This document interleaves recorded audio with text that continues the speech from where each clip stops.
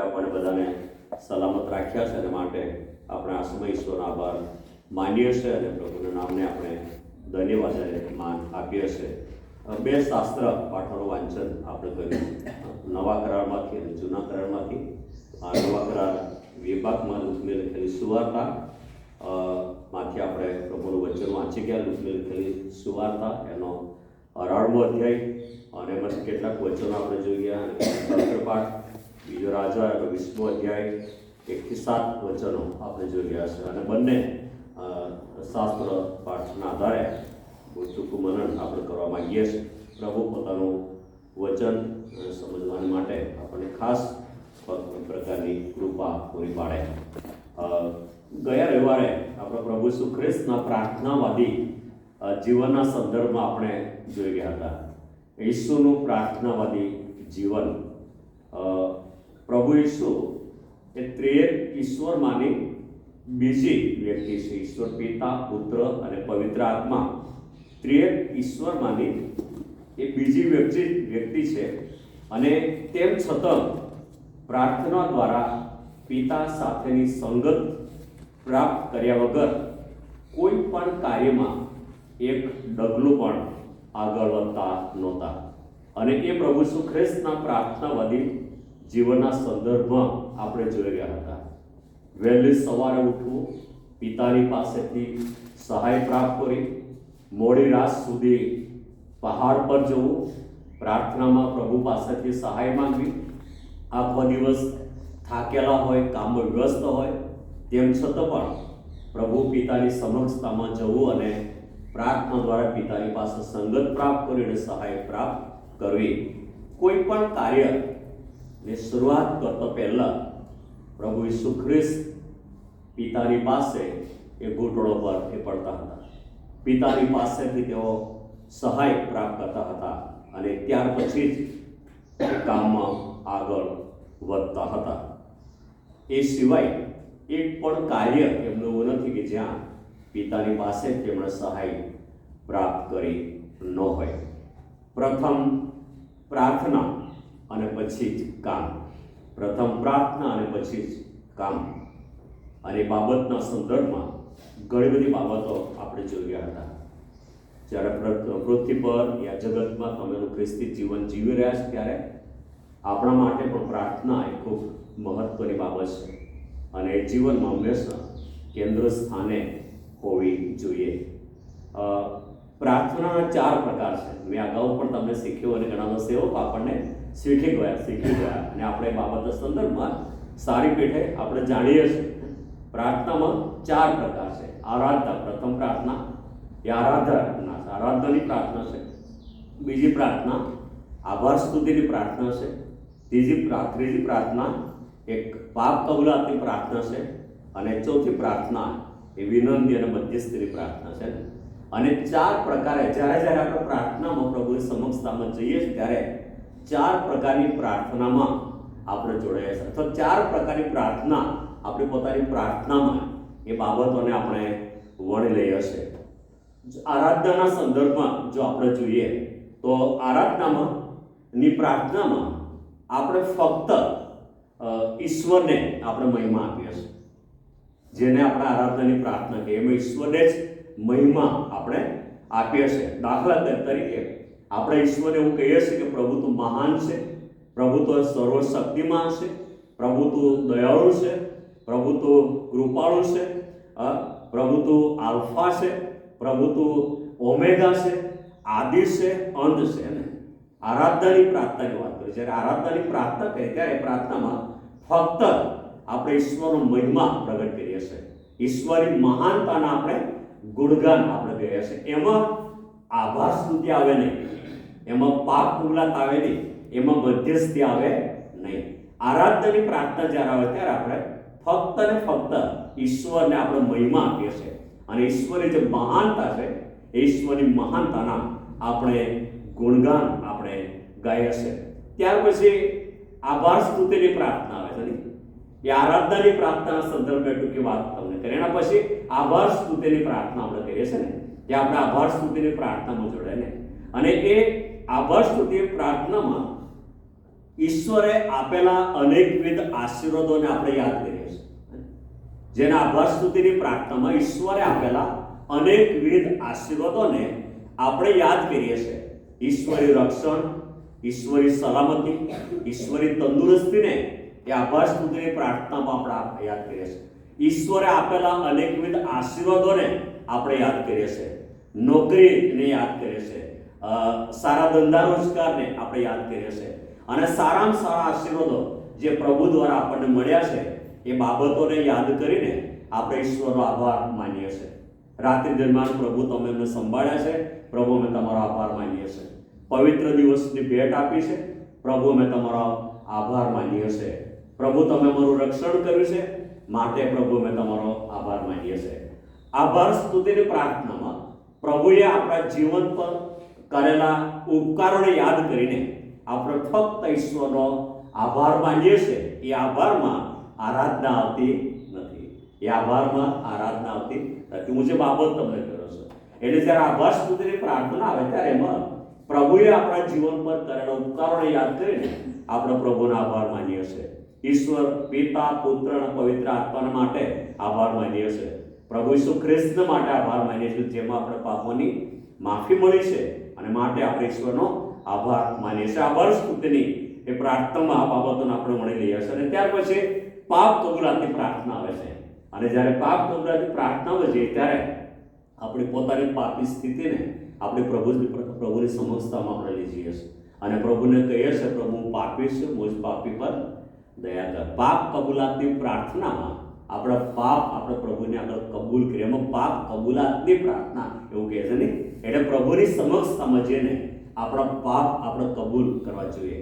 એ જાણતા કે પછી અજાણતા થયેલા ગુનાઓ, પાપ અને ભૂલોને પ્રભુની સમક્ષતામાં આપણે લઈ જઈએ છીએ અને પ્રભુની પાસે પાપોની માફી માંગીએ છીએ. પ્રભુને કહીએ છીએ, પ્રભુ મને માફ કર. એ પાપોની ક્ષમા, એ પાપોની કબૂલાતની એ પ્રાર્થના છે. અને ત્યાર પછી આપણે મધ્યસ્થી કે વિનંતીની પ્રાર્થનામાં આપણે જઈએ છીએ. મધ્યસ્થીની જ્યારે પ્રાર્થનાની વાત આવે ત્યારે આપણા પોતાને માટે, આપણા પોતાના કુટુંબને માટે, દેશને માટે, દુનિયાને માટે, વિશ્વને માટે, મંડળીને માટે અને સમગ્ર વિશ્વને માટે આપણે એમાં પ્રાર્થના કરીએ છીએ, વિનંતી કરીએ છીએ પ્રભુને. અને પ્રભુ આપણા દેશને આશીર્વાદ આપે એવી આપણે પ્રભુને વિનંતી કરીએ છીએ. પ્રભુ આપણી મંડળીને આશીર્વાદ આપે એવી પ્રભુને આપણે વિનંતી કરીએ છીએ. પ્રભુ માંદા માણસોને સાજાપણું આપે એવી પ્રાર્થના પ્રભુ આપણે કરીએ છીએ. દુઃખિત જનોને પ્રભુ દિલાસો આપે એવી પ્રભુને પ્રાર્થના કરીએ છીએ. નોકરી ધંધો પ્રભુ આપે એના માટે પ્રભુને વિનંતી કરીએ છીએ.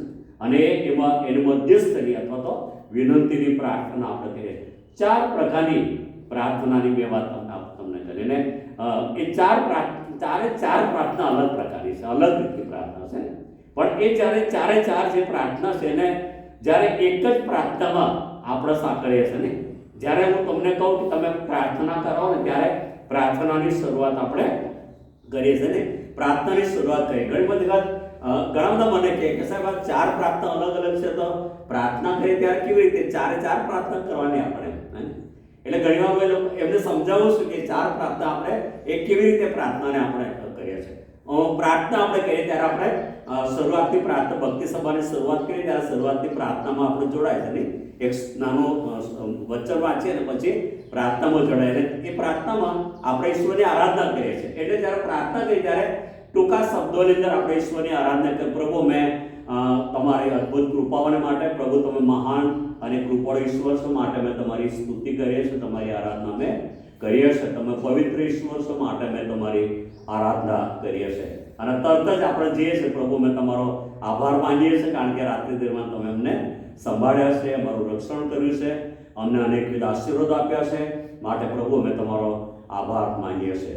આભારી અંતરકર સાથે પ્રભુ તમારી સમક્ષતામાં નમીને અમે અમારા ગુનાઓ તમને કબૂલ કરીએ છીએ. પ્રભુ અમને માફ કરો અને અમે તમને પ્રાર્થના કરીએ છીએ, પ્રભુ આજના નવા દિવસનો આશીર્વાદ અમને આપો ને. આ બધી જ બાબતો એક ટૂંકી પ્રાર્થનાની અંદર આ બધી જ બાબતો સામેલ થઈ જાય કરીએ, આરાધના કરીએ છીએ, આભાર માનીએ છીએ, પાપ કબૂલાત કરીએ છીએ અને મધ્યસ્થીમાં પ્રભુની પાસે આપણે જઈએ છીએ. એટલે લાંબી પ્રાર્થના કરવાની જરૂર પડતી નથી, પણ ટૂંકી શબ્દો પ્રયોગ કરીને આપણે ઈશ્વરનો એ પ્રાર્થનામાં આપણે જઈ શકીએ. સારા તક ઈશ્વર મહિમા કરીએ છીએ, પ્રભુનો આભાર માનીએ છીએ અને પાપોની કબૂલાત કરીએ છીએ અને પ્રભુને વિનંતી કરીએ છીએ, પ્રભુ નવા દિવસનો આશીર્વાદ તમે અમને આપો. આ પ્રાર્થના ના સંદર્ભમાં આપણે ઘણી બધી બાબતો આપણે જોઈ ગયા. આમ ચારે ચાર પ્રાર્થનાઓ એ ખૂબ જ મહત્વની પ્રાર્થના છે, પણ વ્યક્તિગત જ્યારે પ્રાર્થના કરીએ ત્યારે એમાં આ બધી જ બાબતો આપણે ભણી ગયા છે.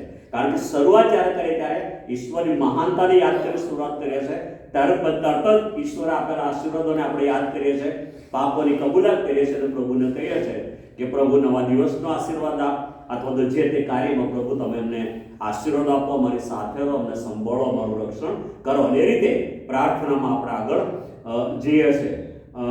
ઘણીવાર પ્રાર્થનામાં કેટલીક ગેરસમજણો પણ ઊભી થાય છે નહીં?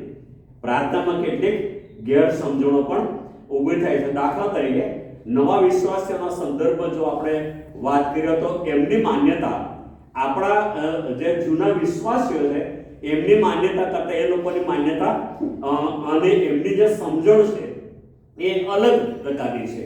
એ લોકો એવું માને છે કે લાંબી પ્રાર્થનાઓ કરવાથી જ પ્રભુ પ્રાર્થના સાંભળે છે. તમે સમજો આ બાબત. ઘણા બધા લોકોમાં આ બાબતો છે. તમે તો બહુ આટલામાં જ પ્રાર્થના પૂરી કરી દીધી, આટલી જ પ્રાર્થના તમે કરી. ઘણીવાર આવું કહે છે, આવું બસ આટલી જ પ્રાર્થના. એટલે ઘણીવાર એવું લોકો વિચારે છે એમને પ્રાર્થના નથી આવડતી, માટે એ લોકો બહુ ટૂંકાણમાં અંદર પૂરી કરે. ગેરસમજણની વાત કર્યો છું કે લાંબી પ્રાર્થનાઓ અથવા તો લાંબી પ્રાર્થના કરી હોય તો જ પ્રભુ પ્રાર્થના સાંભળે.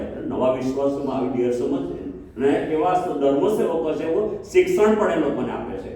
ગેરસમજ, લાંબી પ્રાર્થનાઓ પ્રભુ સાંભળે છે, ટૂંકી પ્રાર્થનાઓ પ્રભુ સાંભળતા નથી. બીજી બાબત, પ્રાર્થનામાં બાઇબલના વચનો ટાંકવા જોઈએ. કેટલીક ગેરસમજ એવી પણ છે કે પ્રાર્થનામાં બાઇબલના વચનો ટાંકવા જોઈએ તો જ પ્રભુ પ્રાર્થના સાંભળે, ને તો પ્રભુ પ્રાર્થના સાંભળે નહીં. વચન તો પ્રભુએ આપ્યું છે ને આપણને, પ્રભુએ જ વચન આપ્યું છે. વચન પ્રભુને આપણે કહેવાની જરૂર નથી, પણ ગેરસમજણ કે આમ કરવું જ જોઈએ. મેં એક વ્યક્તિને પ્રાર્થના કરતા મેં સાંભળી, ફક્ત વચનો હોય, વચનો જ એક પછી વચનો, અને છેલ્લે આમેન કહી દે. આખા વચનો. એટલે હું જે બાબત કહી રહ્યો છું, પ્રાર્થનામાં બાઇબલના વચનો ટાંકવા જોઈએ, આ એક ગેરસમજ છે. વચનો ટાંકવા જોઈએ એ ગેરસમજ છે, પણ આ ગેરસમજણ આજે પણ ઘણા બધા લોકોમાં આ બાબતો છે.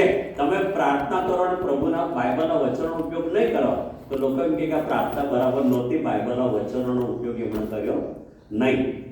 ત્રીજી બાબત, એવી પણ ગેરસમજ છે કે અમુક લોકોની જ પ્રાર્થના સાંભળવામાં આવે અને ઘણા બધા વિશ્વાસી લોકો કોઈ ચોક્કસ વ્યક્તિની પાસે જ પ્રાર્થના કરવા માટે જાય નહીં. આ એક ગેરસમજ જ છે ને.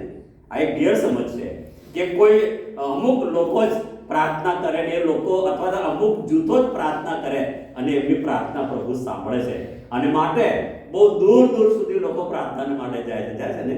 આપણા ગુજરાતના લોકો, અહીંના લોકો છે પંજાબ સુધી જાય છે ને, ત્યાં પણ પ્રાર્થના કરે. આ એક માન્યતા છે કે એ પ્રાર્થના કરાય છે પ્રભુ પ્રાર્થના સાંભળે. પણ બાઇબલમાં કોઈ જગ્યાએ એવું લખવામાં આવ્યું નથી. ગેરસમજણ પ્રાર્થનાના સંદર્ભ છે.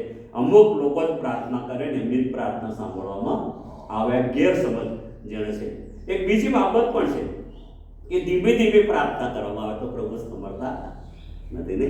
ધીમે પ્રાર્થના કરવામાં આવે તો લોકો અને નવા વિશ્વાસો પહેલા ચર્ચે શરૂ કર્યા, આ કેવી પ્રાર્થના આવી? આ તો સામર્થ્ય વગરની પ્રાર્થના કે પવિત્ર આત્મા વગરની પ્રાર્થના કે. અને ઘણીવાર સીએનઆના લોકો એવું કે આ લોકો તો પવિત્ર આત્મા વગરના છે, કારણ કે ધીમે પ્રાર્થના કરે. તમારે તો એક સેવક આવે કે ભૂતકાળ એમને જોઈએ ને, હું એમને ઓળખું કારણ કે અસર સાથે સેવા કરે ને. અહીંયા આગળ બોલતા હોય તો રસ્તા પર હાઈવે પર લોકો જાય તો પણ એ લોકો સાંભળી શકે નહીં. એમની પ્રાર્થના પણ એમની કરી શકાય, પણ પરિસ્થિતિને ધ્યાનમાં રાખીને આપણે આ બધું કરી શકાય. અને આપણો ઈશ્વરે વ્યવસ્થાનો પ્રભુ છે ને, વ્યવસ્થાનો ઈશ્વર છે ને. અને ખૂબ માન સાથે આપણે પ્રભુની સમક્ષતામાં પ્રાર્થનામાં જે ગમે તે રીતે આપણે પ્રભુની સમક્ષતામાં જઈ શકીએ.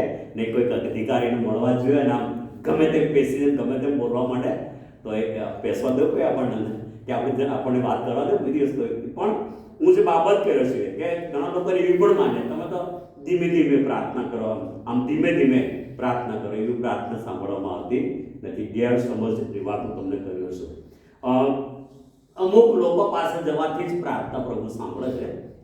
ઘણીવાર લોકોની માન્યતા એવું હોય, પણ બાઇબલ આપણે એવું કશું શીખવતું નથી. અને એક છેલ્લી વાત હું તમને કહીશ, તેલ લગાડીને જ પ્રાર્થના કરવી જોઈએ. આ નવા વિશ્વાસીમાં બાબત છે. તમે પ્રાર્થના કરી પણ તેલ લગાવ્યું નહીં.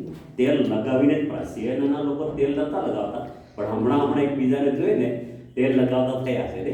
જો કે બાઇબલ વિરુદ્ધ શિક્ષણ નથી, આ બાઇબલ વિરુદ્ધ નથી. યાકૂબ ચોખ્ખું કહે છે ને, મંડળીના વડીલોને બોલાવવા અને તેમને માથે તેલ ચોડીને તેઓને માટે પ્રાર્થના કરી. પણ આ જે બાબત છે એ આપણામાં નહોતી ને, એ આવી જ નહોતી આ બાબત, અને એનો ઉપયોગ કર્યો જ નહોતો. પણ જે પેરાચર્ચિસો આવી, એમના સેવકો આવે, એ લોકોએ આનો ઉપયોગ કર્યો ને, તેનો ઉપયોગ એ ખોટું નથી, સારું છે. પણ હું જે બાબત તમને કર્યું છું કે એ સિવાય પણ પ્રભુ પ્રાર્થના સાંભળે છે. તેલ લગાવીને જ પ્રાર્થના કરવાથી જ પ્રભુ સાંભળે છે, એવું કોઈ જગ્યાએ બાઇબલમાં લખવામાં આવ્યું નથી. પણ ઘણા બધા લોકો સૌથી વધારે મહત્વ માન એને આપે છે, તેલ લગાવવું જ જોઈએ. તેલ લગાવવું જોઈએ. હમણાં તો લોકો પાણી પણ છાંટે અને એવું પણ કરે ને, અને એવું કરીને પણ પ્રાર્થના કરે છે. આ બધી બાઇબલ ઘણીવાર બાઇબલ વિરુદ્ધ પણ સંદેશો આપે ને, કે અત્યારે તો હિન્દુ બળવા તો ખરા, પણ એની સાથે ખ્રિસ્તી બળવા પણ ઊભા થયા છે. મેં કીધું એક વ્યક્તિ બેઠા તો બહાર, તો હાથ ઊંચો કરી મને કે સાહેબ બરાબર નથી ગયા. મેં તો ખ્રિસ્તી બળવા, હિન્દુ બુવાનો સાથે ખ્રિસ્તી બુવા પણ છે ને.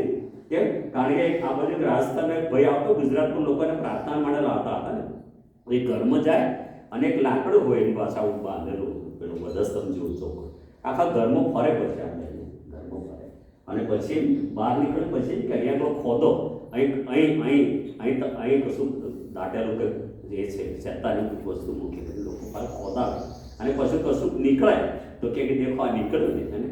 અને પછી આવું બધું કરાવે. પછી ઘણા તો ખીલા પણ આગળ ઝાડ છે તો આખા ઘરમાં ફરે, પછી એક ખીલો એ ઝાડમાં ઠોકે, પછી આખા શેતાને મેં આગળ ઠોકી દીધો છે. આ છે બાઇબલમાં કોઈ જગ્યાએ છે બાઇબલમાં? કોઈ જગ્યાએ આવું નથી. પણ ઘણા બધા આ પ્રકારની જે બાબત ગેરસમજણની વાત હું તમને કર્યો, પણ પ્રાર્થનામાં પણ આવી ગેરસમજો ઘણી બધી વખત થાય છે. બાઇબલ એવું કહે છે કે એ સિવાય પણ પ્રભુ તમારી મારી પ્રાર્થના સાંભળે છે. આવું કોઈ જગ્યાએ બાઇબલની અંદર લખવામાં આવ્યું નથી. પ્રાર્થનાનો જવાબ વ્યક્તિના ઈશ્વર સાથેના સંબંધ પર આધાર રાખે છે. પ્રાર્થનાનું પ્રત્યુત્તર, પ્રાર્થનાનો જવાબ એ વ્યક્તિના ઈશ્વર સાથેના સંબંધ પર આધાર રાખે છે. મારો ઈશ્વર સાથેનો સંબંધ કેવો છે, એ મહત્વની બાબત છે. કે પ્રાર્થના કરનાર વ્યક્તિનો ઈશ્વર સાથેનો સંબંધ એ મહત્વનો છે. અને પ્રાર્થનાનો પ્રત્યુત્તર ઈશ્વર સાથેના સંબંધ ઉપર એ આધાર રાખે છે. દાખલા તરીકે બીજો રાજા એનો 20મો અધ્યાયનું વાંચન આપણે કર્યું, 20 અને ઘણી વાર એનો અભ્યાસ આપણે કરીએ. 11 હિઝકિયા રાજાની માંદગી, પ્રાર્થના અને બચાવ. તમે ત્યાં જોઈ શકો એની માંદગી, એની પ્રાર્થના, એનો બચાવ એ હિઝકિયા રાજાના સંદર્ભમાં આપણે જોઈશું. એની વાત ત્યાં આગળ કરવામાં આવી છે. હિઝકિયા રાજા બીમાર હતો. કોઈ એવી મરણકારક માંદગીમાંથી તે પસાર થયો હતો. મરણકારક માંદગી તેમાંથી પસાર થયો હતો. અને તેથી જો તેને પ્રભુ નહીં બચાવે તેનું મરણ એ નિશ્ચિત અને નક્કી હતું. એ વચન પરથી આપણે જોઈ શકીએ છીએ કે જો પ્રભુ એને મદદ નહીં કરે, પ્રભુ જો એને નહીં બચાવે, તેનું મરણ એ નક્કી જ હતું. અને આવી વિકટ પરિસ્થિતિમાં, વિકટ સંજોગોમાં, સમયની સંપૂર્ણતાએ ઈશ્વર આમોસના દીકરા યશાયા પ્રબોધકને હિઝકિયા રાજાની પાસે મોકલે છે. આ પરિસ્થિતિ હતી. અને આ વિકટ પરિસ્થિતિમાં, વિકટ સમય અને સંજોગોમાં પ્રભુ યહોવા દેવ સમયની સંપૂર્ણતાએ આમોસના દીકરા યશાયા પ્રબોધકને હિઝકિયા રાજાની પાસે મોકલે છે. અને યશાયા મારફતે પ્રભુ યહોવા હિઝકિયાને કેવડાવે છે કે હિઝકિયા તું મરણ પામશે. તું મરી જશે, તું જીવશે નહીં. તારી માંદગીમાંથી તું સાચો થવાનો નથી. અને પ્રભુએ યશાયા દ્વારા આ બાબત હિઝકિયા રાજાને કેવડાવી. આ વાત જ્યારે હિઝકિયાએ યશાયાને મુખેથી સાંભળી, હિઝકિયા રાજાએ યશાયાને મુખેથી સાંભળી ત્યારે રાજા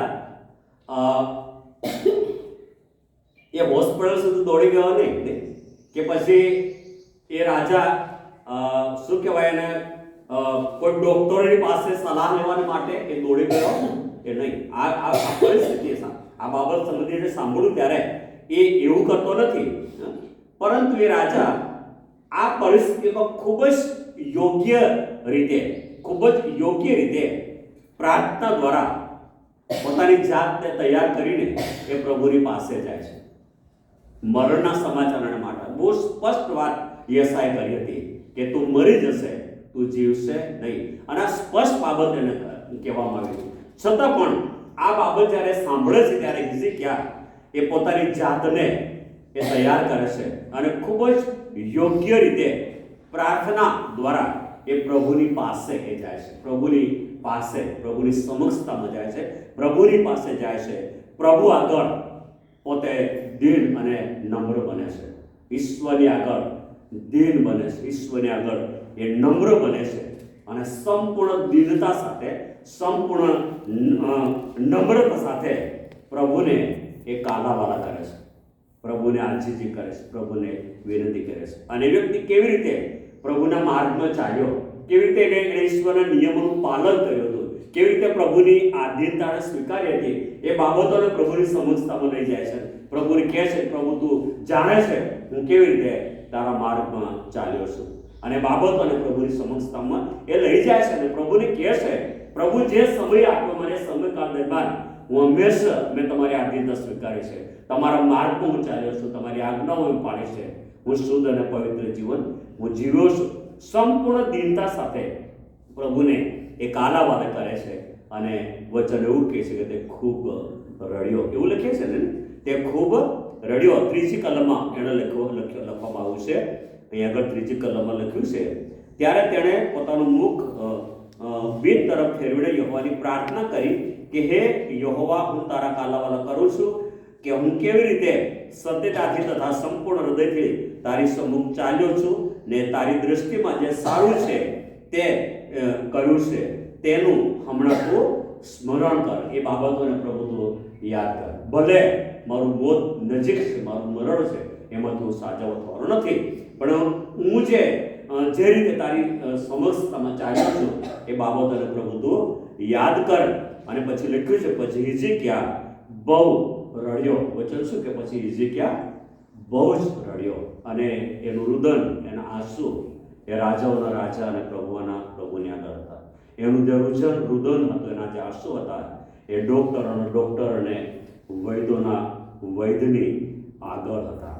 અને એ ખૂબ રડ્યો એવું પ્રભુનું વચન છે. સંપૂર્ણ દીનતા સાથે, આંસુ સાથે, ઘૂંટણો પર એણે પ્રાર્થના કરી, પ્રભુને કાલાવાલા કર્યા. પૂરેપૂરા હૃદયથી ઈશ્વરનો સ્વીકાર કરે છે, પ્રભુને માન આપે છે, પ્રભુ સાથે વ્યવહાર કરે છે. સંપૂર્ણ દીનતા સાથે, નમ્રતા સાથે પ્રભુની સાથે એ વ્યવહાર કરે છે એવું પ્રભુનું વચન આપણે છે. અને પૂરેપૂરી નમ્રતા સહિત એ પ્રભુની પાસે એ વ્યક્તિ પ્રાર્થનાના રૂપે પ્રભુની પાસે જાય છે. નવા કરારમાં દાણી અને પરોસની પ્રાર્થના અને ખૂબ ઉત્તમ દ્રષ્ટાંત ત્યાં આગળ એ પ્રાર્થનાના સંદર્ભમાં આપવામાં આવ્યું છે. બે માણસો પ્રાર્થના કરવા ગયા અને એવું લુકની સુવાર્તા આપણને શીખવે છે. બે માણસો પ્રાર્થના કરવા ગયા અને એમાં બંને જણાની જે પ્રાર્થનાઓ હતી એ પ્રાર્થનામાં જે સામ્યતા હતી, અલગતા પણ હતું, એ આપણે જોઈ શકીએ છીએ. એક વ્યક્તિ પ્રાર્થનામાં પોતાની ધાર્મિકતાનો એ ડોળ કરે છે, નહીં પોતાની ધાર્મિકતાનો એ ડોંગ કરતો હોય એવું આપણને જોવા મળે છે. પ્રભુ હું આમ કરું છું, પ્રભુ હું તેમ કરું છું, પ્રભુ હું આ રીતનો ઉપવાસ કરું છું, પ્રભુ હું દાન ધર્મ કરું છું, અને છેલ્લે એવું કહે છે પ્રભુ હું આ દાણીના જેવો નથી. એની પ્રાર્થના મને જોવે, હું દાણીના જેવો નથી. જ્યારે બીજી એક વ્યક્તિ છે, એના સંદર્ભમાં લખવામાં આવ્યું છે દાણી, કે જે સંપૂર્ણ દીનતા સાથે એ પ્રભુની સમક્ષતામાં જાય છે અને પ્રભુને કહે છે કે પ્રભુ હું પાપી છું, મુજ પાપી પર દયા. કે કોઈ લાંબી પ્રાર્થના નહીં, પણ શું કહે છે? પ્રભુ હું છાતી તૂટીને એમ કહ્યું કે પ્રભુ હું પાપી છું, મુજ પાપી પર દયા કરીને. બાઇબલ એવું કહે છે કે પ્રભુએ દાણીની પ્રાર્થના માન્ય કરી. દાણીની પ્રાર્થના પ્રભુએ માન્ય કરી. ફરોશોની પ્રાર્થનાની પ્રભુએ અવગણના કરી, માન્ય નહીં કરી, પણ દાણીની પ્રાર્થના પ્રભુએ માની. સંપૂર્ણ દીનતા સાથે, પાપોની માફીના અનુભવ સાથેની એની જે પ્રાર્થના હતી, અને પ્રભુ એની પ્રાર્થના માન્ય કરી. હિઝકિયાએ ઈશ્વરની આગળ પોતાની જાતને સંપૂર્ણ રીતે નમાવી દીધી, કે નમ્ર એ બની ગયો. સંપૂર્ણ દિન બનીને નમ્ર ભાવે ઈશ્વરને પ્રાર્થના કરી, અને એવી પ્રાર્થના હિઝકિયાના હકમાં અસરકારક પરિણામ લાવનારી સાબિત થઈ. નમ્રતા સહિતની પ્રાર્થના, દીનતા સહિતની પ્રાર્થના એ પરિણામ લક્ષી પ્રાર્થના, એ પરિણામ લાવનારી પ્રાર્થના એ સાબિત થાય છે. હિઝકિયાએ નમ્રતા સહિત પ્રાર્થના કરી, અને હિઝકિયાની એ પ્રાર્થના અસરકારક પરિણામ લાવનારી સાબિત થઈ. હિઝકિયાની પ્રાર્થના પ્રભુ સુધી પહોંચી. પ્રભુએ એના કાલાવાલા સાંભળ્યા, પ્રાર્થના સાંભળી. રાજાને માંદગીમાંથી સાજાપણું આપવામાં આવ્યું. માંદગીમાંથી સાજાપણું. ઈશ્વરે પોતાનો વિચાર, પોતાનો નિર્ણય બદલી નાખ્યો. અને કેટલી દીનતા સાથેની પ્રાર્થના. કાલાવાલા પ્રભુએ પોતાનો નિર્ણય બદલ્યો, પોતાનો વિચાર પ્રભુએ બદલ્યો. એને સાજાપણું આપ્યું એટલું જ નહીં, પણ એનું આયુષ્યના 15 વર્ષ ઉમેરી આપવામાં આવ્યા. આ દીનતા અને નમ્રતા સહિતની પ્રાર્થનાના પ્રત્યુત્તર, એનું પરિણામ પ્રભુ કેવી રીતે આપે છે એ આપણે જોઈ શકીએ છીએ. હિઝકિયાના જીવનમાં આવેલ પરિસ્થિતિ એ ગંભીર પરિસ્થિતિ હતી ને. ગંભીર, કોઈ પણ વ્યક્તિના જીવનમાં આવી પરિસ્થિતિ ખૂબ ગંભીર હોઈ શકે છે. હિઝકિયાના માટે પરિસ્થિતિ ગંભીર હતી, પરંતુ વિકટ પરિસ્થિતિમાં તેનો ઈશ્વર સાથેનો સંબંધ ખૂબ જ યોગ્ય હતો, અને યોગ્ય પ્રકારે પ્રભુ સાથે વ્યવહાર કરે છે, યોગ્ય રીતે પ્રભુની સાથે વાત કરે છે. યોગ્ય સંબંધના કારણે, યોગ્ય વ્યવહારના કારણે એની પ્રાર્થના સાંભળવામાં આવી. પ્રાર્થના પરિણામ લાવનારી સાબિત થઈ. પ્રાર્થના કરી, અને પ્રાર્થના પ્રભુ સુધી પહોંચી. અને વચન રૂકે છે કે પ્રભુએ યશાયાને રોક્યો અને કહ્યું કે તું જા, હિઝકિયા રાજાને કહે તારી પ્રાર્થના પ્રભુએ સાંભળી છે. તારા કાલાવાલા પ્રભુએ સાંભળ્યા છે, તારા આંસુ પ્રભુએ જોયા છે. તું મરણ નહીં પામશે, પણ તું સાજો. પ્રાર્થના પરિણામલક્ષી પ્રાર્થના, અને એ પ્રાર્થનામાં હિઝકિયાને તાત્કાલિક પ્રત્યુત્તર પ્રભુએ એને આપ્યો. અને વચન એવું કહે છે કે એને સાજાપણું તો આપ્યું જ, પણ એની સાથે એના આયુષ્યને બીજા 15 વર્ષ ઉમેરી આપ્યા. હિઝકિયાની પ્રાર્થના એ પરિણામલક્ષી પ્રાર્થના હતી.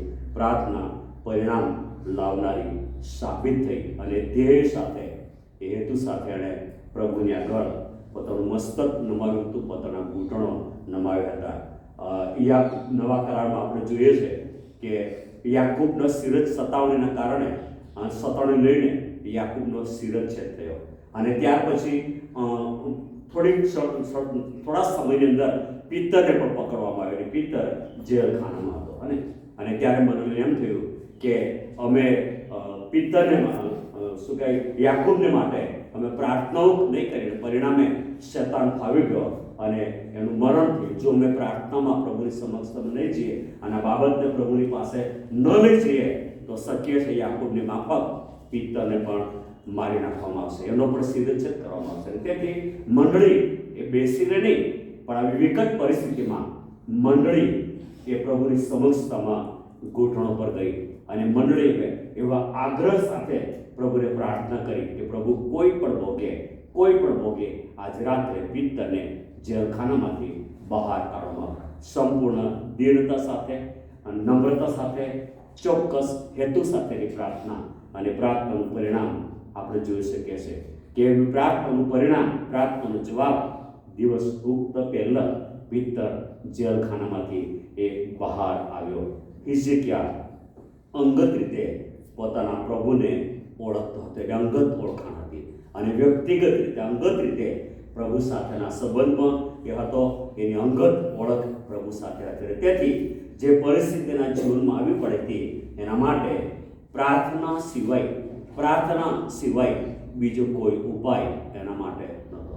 અને વિકટ પરિસ્થિતિમાં પ્રાર્થના વગર સિવાય બીજો કોઈ જ ઉપાય હોતો નહીં. ઘણી બધી વખત ડૉક્ટરો કહી દે, હાથ ઊંચા કરીને કહી દે કે હવે અમારાથી કશું થઈ શકશે નહીં, હવે અમારાથી કશું થઈ શકશે નહીં. અને ત્યારે પ્રાર્થના વગર બીજો કોઈ વિકલ્પ ઉપાય આપણા માટે હોતો નથી. વાલો, પ્રાર્થનાવાદી જીવન એ જરૂરી છે. તમારું મારું પ્રાર્થનાવાદી જીવન હોવું જોઈએ. પણ પ્રાર્થનાવાદી જીવન એ વારસાગત જીવન નથી. પ્રાર્થનાવાદી જીવન એ વારસાગત જીવન નથી.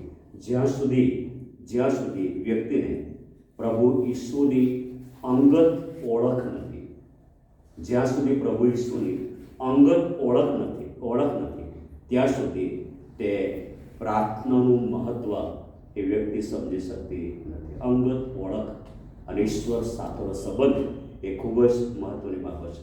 પ્રભુની સંગત અને ઓળખ વગર પણ લોકો પ્રાર્થના કરે છે ને, પ્રભુની ઓળખ વગર પણ લોકો પ્રાર્થના કરે છે. હમણાં 2 દિવસ પરિવારમાં હું બેઠો હતો અને વાતો અમે કરતા હતા. એક સારી વ્યક્તિની વાત અમે કરી અને વાત કરતા એમણે એવું કહ્યું કે સાહેબ, એ ચર્ચમાં આગળ ઊભો થઈને એ મધ્યસ્થીની પ્રાર્થના પણ કરે અને આભાસ્તુતિની પ્રાર્થના પણ કરે અને પાપ કબૂલાતની પ્રાર્થના પણ કરે. પણ એ વ્યક્તિ તો સાહેબ દારૂ પીવે છે, એ વ્યક્તિ તો સાહેબ બીડી પણ પીવે છે. તો પ્રભુ એ પ્રાર્થના સાંભળે? અને આપણે વિચાર કરવો રહ્યો કે પ્રભુ એવી પ્રાર્થનાઓ સાંભળે કે કેમ. પણ લોકોને એમ થાય કે હું પ્રાર્થના કરું છું, મને પ્રાર્થના આવડે છે, ના, એ આવડવાથી પ્રભુ પ્રાર્થના સાંભળતા નથી. આ બાઇબલ બહુ સ્પષ્ટ કે આવડવાથી પ્રભુ પ્રાર્થના સાંભળતા નથી. તમારી મારી ઈશ્વર સાથેની અંગત ઓળખ એ મહત્વની બાબત છે. મારો ઈશ્વર સાથેનો વ્યક્તિગત સંબંધ, મારો પ્રભુ સાથેનો અંગત સંબંધ એ કેવા પ્રકારનો છે એ ખૂબ મહત્વની બાબત છે. ઘણી બધી વખત કોઈક વ્યક્તિને માટે હું પ્રાર્થના કરું ત્યારે એના જવાબને રાહ જોઉં છું કે મેં આ વ્યક્તિને માટે પ્રાર્થના કરી, પ્રભુએ કેવા પ્રકારનો જવાબ મને આપ્યો. એ પ્રાર્થનાનો જવાબ કેવા પ્રકાર, મને હામાં આપ્યો કે મને નામાં આપ્યો છે કે મને રાહ જોવાડે છે, એનું જોવું છે. અને જો એ પ્રાર્થનાનો પ્રત્યુત્તર પ્રભુ નથી આપતા તો હું મારી જાતને ઘણીવાર પ્રભુની પાસે લઈ જાઉં તો પ્રભુ કેમ આ વ્યક્તિને માટે પ્રાર્થના કરી છે, પ્રભુ શા માટે અથવા કેમ એ પ્રાર્થનાનો પ્રત્યુત્તર પ્રાપ્ત થયો, શા માટે પ્રાર્થના સાંભળવામાં આવતી નથી, કેમ સાંભળવામાં નહીં આવે, કેમ એના માટે જે પ્રાર્થના કરેલો પ્રત્યુત્તર નહીં આપવામાં આવ્યો. ઘણીવાર આપણે પ્રાર્થના કરી જ નાખીએ છીએ પણ ત્યાર પછી એના જવાબની અપેક્ષા આપણે રાખતા નથી. એક વ્યક્તિએ પુસ્તકની અંદર પ્રાર્થના સંદર્ભ ખૂબ સરસ લખાણ એણે કર્યું હતું અને એમ કહ્યું કે જ્યારે દેશની ચૂંટણી આવે છે, દેશની એ લોકસભાની ચૂંટણી આવે કે છે કે પછી વિધાનસભાની ચૂંટણી આવે છે કે બીજી કોઈ પણ ચૂંટણી આવે છે, ત્યારે પ્રાર્થનાના લાંબા લિસ્ટો આપણે બનાવીએ છીએ, પ્રાર્થનાની મોટી પુસ્તિકાઓ છપાવે છે અને પછી ઓલ નાઇટ પ્રેયર રાખીએ છીએ અને અડધી રાત્રિની પ્રાર્થના રાખીએ છીએ અને પ્રાર્થનાની સાંકળો પણ રાખીએ છીએ અને એમાં પ્રાર્થના એક જ કરીએ છીએ કે પ્રભુ આ દેશની ગવર્નમેન્ટ બદલાય. પણ બદલાય કેમ?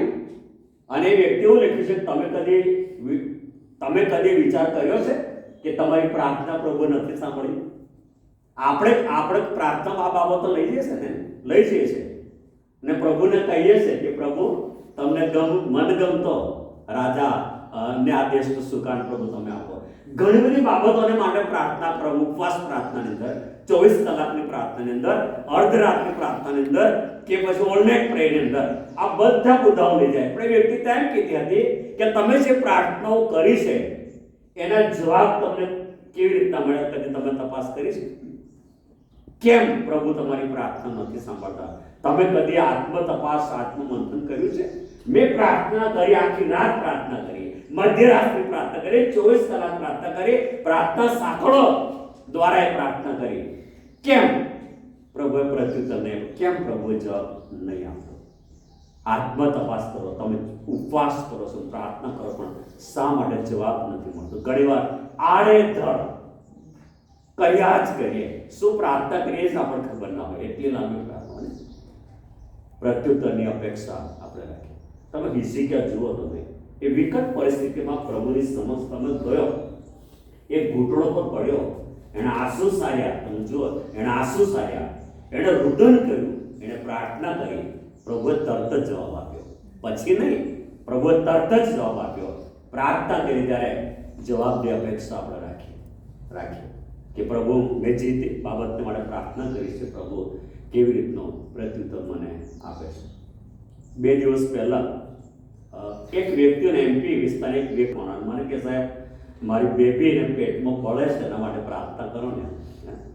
તમે ક્યાં છો? તો સાહેબ અમે તો બહારગામ છીએ. દવા લીધી તમે? કીધું કે છે કે સાહેબ દવા તો લીધી પણ આરામ થતો નથી, એટલે મારી પાસે નંબર હતો એટલે મેં તમને ફોન કર્યો છે, તમે પ્રાર્થના કરો. અને મેં ફોનથી એ વ્યક્તિને માટે પ્રાર્થના કરી. 2 દિવસે મેં એમને ફોન નથી કર્યો, પણ જ્યારે હું ફોન કરીશ ત્યારે મને કહે છે સાહેબ તમે પ્રાર્થના કરી એટલે સારું થઈ ગયું, એટલે મેં ફોન નહોતો કર્યો. અને જે સારું નથી બીજી વખત મને ફોન કરે છે કે સાહેબ થોડી તકલીફે પ્રાર્થના કરી. એટલે હું એમ કહેવા નથી માંગતો કે હું પ્રાર્થના કરું છું, પ્રભુ સાંભળે છે, જવાબ આપી દે છે એમને, પણ હું જે બાબત તમને કહી રહ્યો છું કે પ્રાર્થના આપણે કરીએ છીએ ત્યારે એના જવાબની અપેક્ષા પણ આપણે રાખવી જોઈએ. કે પ્રભુ, મેં પ્રાર્થના કરી છે, પ્રભુએ એનો પ્રત્યુત્તર કેવી રીતે આપ્યો, અને કેવી રીતે પ્રભુએ પ્રત્યુત્તર આપ્યો છે એ અપેક્ષા આપણે રાખવી જોઈએ. પ્રાર્થનામાં પ્રભુ સાથેની અંગત ઓળખ એ ખૂબ મહત્વની બાબત છે. અંગત ઓળખ એ ખૂબ જ મહત્વની બાબત છે. આજે રાત્રે હું પ્રાર્થના કરતો હતો પ્રભુને, અને પ્રભુને કેટલીક બાબતોને માટે જ્યારે પ્રાર્થના કરતો ત્યારે મારી પાપી સ્થિતિને પ્રભુની સમક્ષતા મને જતો. પ્રભુને કહું, પ્રભુ મારામાં કોઈ દુરાચાર હોય, મારામાં કોઈ પાપ હોય, મને માફ કર. અને પ્રભુ આ વ્યક્તિ કે આ બાબતને માટે પ્રાર્થના કરું છું, મને એનો પ્રત્યુત્તર પ્રભુ મને તમે એ સાંભળીને એનો જવાબ પ્રભુ તમે આપો. વ્યક્તિગત અનુભવ, વ્યક્તિગત ઈશ્વર સાથેના સંબંધ, વ્યક્તિગત ઓળખની વાત હું તમને કરું છું. ત્યારબાદ પછી મેં મારી બાઇક શરૂ કરી અને થોડો આગળ વધ્યો, અને ત્યાર પછી મેં પ્રાર્થના કરવાની શરૂઆત કરીને, એટલે ત્યાંથી એ પ્રાર્થના કરતા છેક અહીં સુધી હું આવી પહોંચ્યો હતો. કદાચ સમયની પણ મેં પ્રાર્થના, એમાં ઘણા બધા મુદ્દાઓ એ પ્રાર્થનામાં મેં લીધા. અને પણ ઘણી વાર હું અમુક બાબતોને માટે પ્રાર્થના કરું, ત્યાર પછી એના જવાબની અપેક્ષા પ્રભુની પાસેથી રાખું છું કે પ્રભુ મને એ પ્રાર્થનાનું પ્રત્યુત્તર કેવી રીતે આપે છે. અને આ મહત્વની બાબત છે કે આપણે એ અપેક્ષા સાથે પ્રભુની પાસે આપણે પ્રાર્થના કરવી જોઈએ. પ્રભુની અંગત ઓળખ વગર પણ લોકો પ્રભુની પ્રાર્થનામાં જોડાય છે અને પ્રાર્થના કરે છે. ઈશ્વર સાથેની કોઈ ઓળખ જ નહીં, છતાં પણ લોકો પ્રાર્થના કરે છે. અંગત અનુભવ નહીં, પાપોની માફીનો કોઈ અનુભવ નહીં, તારણનો કોઈ અનુભવ નહીં, અને છતાં પણ લોકો પ્રાર્થનાઓ કરે છે, પ્રાર્થના કરે. પરંતુ પ્રાર્થના કરનાર વ્યક્તિનું અંગત જીવન, એનું જે ગુપ્ત જીવન એ પ્રભુ સાથેનું ન હોવાના કારણે ઘણી બધી વખત એવા લોકોની પ્રાર્થના પ્રભુ સાંભળતા નથી. ભલે કલાકો સુધી પ્રાર્થના કરે, પણ ઘણી બધી વખત પ્રભુ સાથેના અંગત અનુભવ યા પ્રભુ સાથેનું જે જીવન છે, એની સાથેનો સંબંધ છે, એ જો સારો નહીં હોય તો પ્રભુ પ્રાર્થના સાંભળતા નથી. પ્રભુ પ્રાર્થના સાંભળતા નથી, પ્રભુ એનો જવાબ આપતા નથી. અને પરિણામે જ્યાં પ્રભુને મહિમા મળવો જોઈએ ત્યાં પ્રભુને મહિમા મળતો નથી. ઘણી બધી જગ્યાએ પ્રભુને મહિમા મળતો નથી. ઘણી પ્રાર્થનાઓ કરવામાં આવે છે, પ્રભુ કોઈ જવાબ આપતો, પણ ઘણી વાર પ્રાર્થનાનો જવાબ નથી મળતો. કેમ એ કોઈ વ્યક્તિ તપાસ કરતી નથી કે શા માટે પ્રભુ જવાબ નથી આપતા, કેમ પ્રભુ પ્રાર્થના નથી સાંભળતા.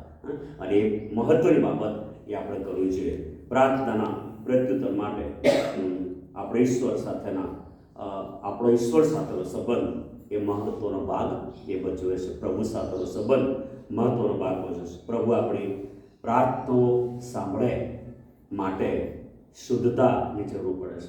એમાં પવિત્રતાની જરૂર પડે છે, શુદ્ધતાની અને પવિત્રતાની જરૂર પડે છે, અને દીનતાની જરૂર પડે છે, અને તે સાથે માફીની ભાવના એ પણ તમારા જીવનમાં હોવી જરૂર છે. એ માટે તું તારું અર્પણ વેદીની પાસે લાવે, એવું કહે છે ને માથીની સુવાર્તામાં, એવું કહે છે 6 અધ્યાયમાં 5મા અધ્યાયમાં. એ માટે તારું અર્પણ વેદીની પાસે તું લાવે, ત્યાં તને યાદ આવે કે મારા ભાઈની જોડે મારે કંઈ છે, તો જા એ અર્પણ વેદીની પાસે મૂકી દે અને પહેલાં તારા ભાઈની પાસે જા, એની સાથે સલાહ કર, અને ત્યાર પછી એવું કહે છે કે આવીને તારું અર્પણ તું વેદી ઉપર મૂક, એ માટે કે તારું અર્પણ સ્વીકારવામાં આવે, તારું અર્પણ માન્ય કરવામાં આવે. ત્યાં માફીની વાત, કોઈકને ક્ષમા આપવાની વાત, કોઈકને માફી આપવાની વાત કરવામાં આવે. તારું અર્પણ એ પછી પ્રાર્થનાનું અર્પણ હોય, આરાધનાનું અર્પણ હોય, કે પછી દાનનું અર્પણ હોય, કે આભાર સ્તુતિનું અર્પણ હોય, એ કોઈ પણ પ્રકારનું અર્પણ હોય, પણ એ અર્પણ તું પ્રભુની પાસે લઈ જાય છે, પ્રભુને કરે છે, એ પહેલાં જો તને યાદ આવે કે મારે મારા ભાઈની જોડે કંઈક છે, તો જા પહેલાં તો એને માફ કર, અને ત્યાર પછી મારી પાસે આવો, પછી હું સ્વીકારીશ, નહીં તો હું સ્વીકારીશ માન્ય નહીં કરું. ઘણી બધી પ્રાર્થના રૂપી અર્પણ પ્રભુની પાસે લઈ જઈશ, પણ આ બાબત આપણામાં નહીં હોય, પ્રભુ સ્વીકારતા નથી. જેમ અમે પ્રભુની શીખેલી પ્રાર્થનામાં શું કહે છે, જેમ અમે અમારા ગુનેગારોને, એવું કહીએ ને આપણે, અપરાધીઓને, ગુનેગારોને માફ કરીએ છીએ, તેમ પ્રભુ તું અમને. પણ સાચી પ્રાર્થના કરીએ છીએ આપણે? આ સાચી પ્રાર્થના કરીએ છીએ? નથી કરતા આપણે, નહીં, નથી કરતા. આપણે માફ નથી કરતા, પણ પ્રભુને કહીએ છીએ, પ્રભુ અમે જેમ માફ કરીએ તેમ અમને માફ કર. પ્રભુ આપણી પ્રાર્થના સાંભળતા નથી. માફીની ભાવનાની જરૂર છે. પ્રાર્થના આત્મિક જીવનમાં વૃદ્ધિ પામવા માટે પણ આપણને મદદ કરે છે. જો આપણે આત્મિક જીવનમાં વૃદ્ધિ પામવું છે, તો જીવનમાં પ્રાર્થનાને મોખરાને સ્થાને આપણે રાખવું પડશે, અને પ્રાર્થના ખૂબ જ મહત્વનો ભાગ ભજવે છે.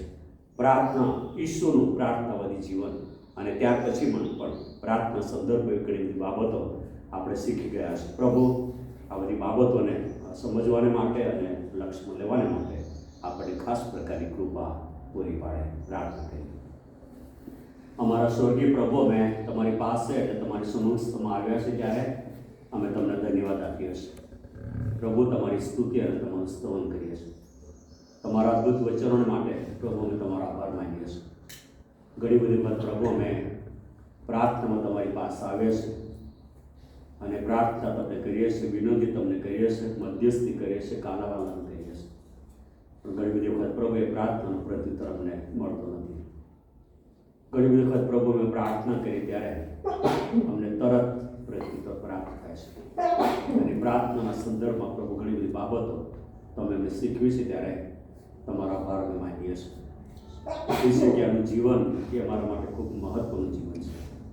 હિઝકિયા વિકટ પરિસ્થિતિમાં હતો, અને વિકટ પરિસ્થિતિમાં પ્રભુની સમક્ષતામાં એ ગયો, ઘૂંટણો પર પડ્યો, દીન બન્યો, નમ્ર બન્યો, પોતાના પાપોની કબૂલાત કરી, પ્રભુની સમક્ષતામાં રુદન કર્યું, અને એનું પરિણામ આવ્યું.